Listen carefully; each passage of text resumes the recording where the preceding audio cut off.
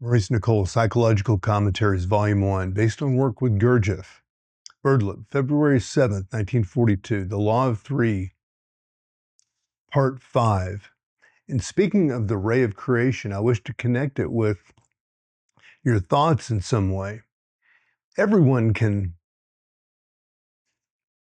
admit that the universe is created, and many believe that it is. They say, if they are, for example, religious, that God created the universe. Also, they have heard of the Trinity.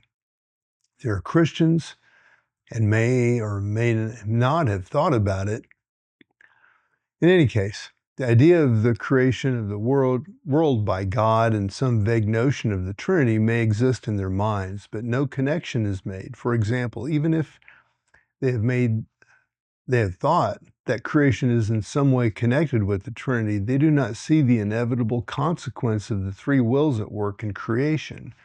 They merely think that God created everything, as it were, all around him, like a lot of toys, and that no laws were at work. And although in the allegorical account of creation in Genesis, they're told that the universe was created on successive days, they do not think that any scale is meant here, and that creation is not all at the same level, but descends in order of degrees lower and lower.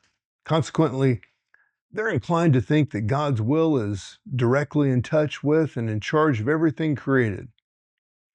They omit to think the meaning of the Trinity, that is, the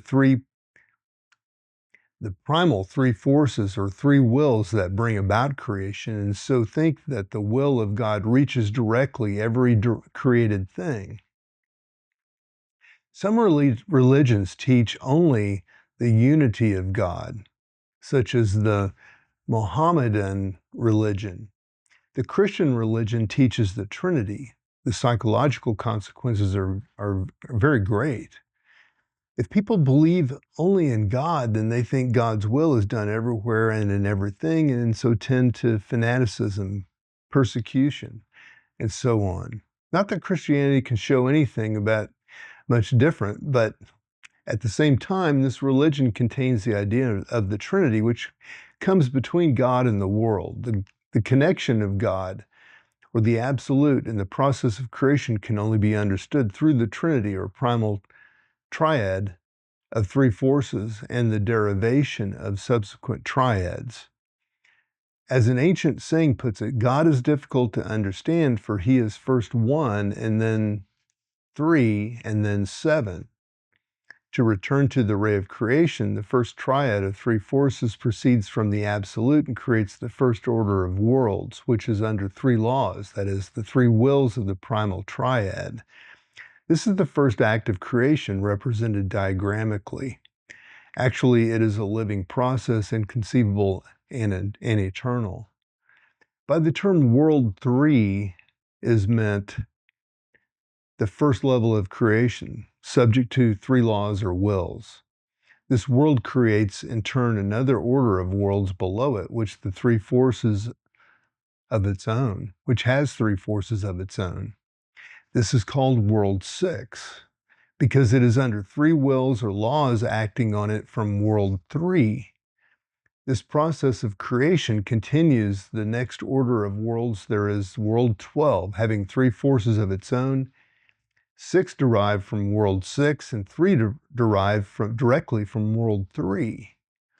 In a similar way, 3 further worlds are created, making in all 6 orders of worlds, or 6 descending levels of creation below the absolute, all knit together by laws.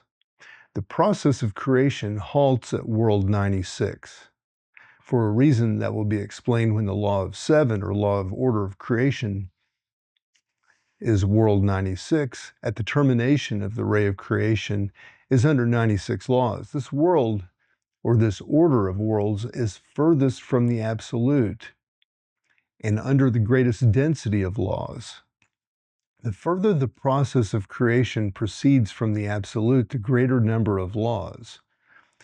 What is necessary to grasp is that creation necessarily implies laws.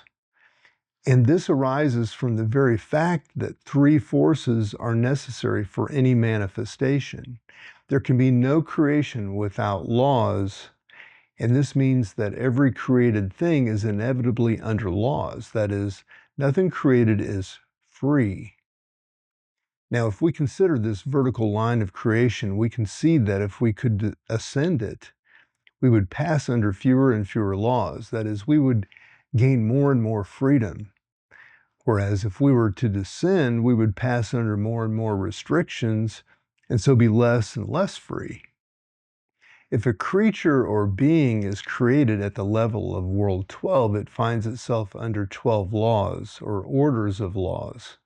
If it falls to the level of world 48, it is under 98 laws. Man, as he is at a certain level in the ray. But he is created in such a way that he can change his level upwards or downwards and so pass under fewer or more laws.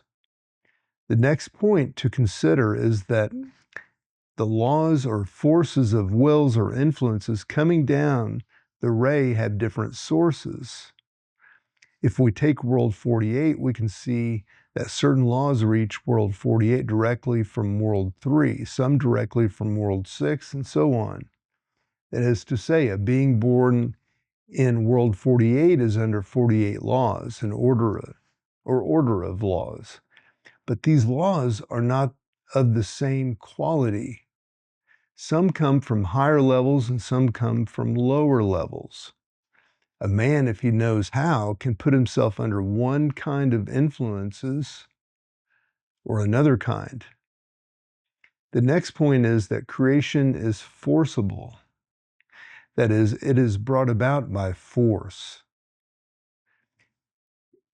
It begins with the work of the Primal Triad of three forces derived from the Absolute and continues by the reduplication again and again of further triads of three forces. The ultimate or last point of creation, World 96, is under many, many forces. This means enormous forces are locked up in creation. Though the action of the law of three, the universe, or through the action of the law of three, the universe is wound up. Sometimes in nature, we can see these forces unwinding themselves, as for instance, in the element radium.